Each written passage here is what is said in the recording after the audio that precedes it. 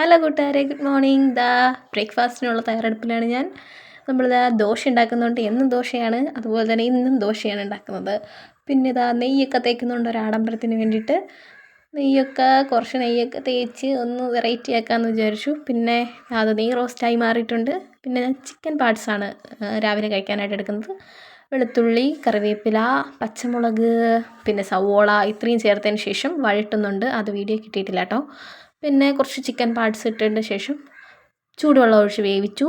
പിന്നെ അതിൽ ഉപ്പ്, മഞ്ഞൾപ്പൊടി, മുളക് പൊടി, ഗരം മസാല, പെപ്പർ പൗഡർ. ഞാൻ ഈ വീഡിയോയിൽ ഉപ്പ് ലാസ്റ്റാണ് ഒഴിക്കുന്നത്. അത് കല്ലുപ്പ് വെള്ളത്തിൽ കലക്കിയതിന് ശേഷം ആ വാട്ടറാണ് ഒഴിക്കുന്നത്.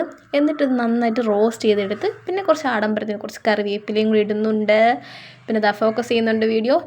ഉപ്പ് ഒഴിക്കുന്നുണ്ട് ഞാൻ. പിന്നെ അത് കഴിക്കാൻ പോവാണ്. ദോശ എടുത്ത് വെച്ചു. പിന്നെ നമ്മുടെ ചിക്കൻ പാർട്സ് എടുത്ത് റോസ്റ്റ് എടുത്തു. കഴിക്കാൻ പോകുന്നു. അപ്പോൾ ബൈ ഗായ്സ്, ഇത്രയേ ഉള്ളൂ.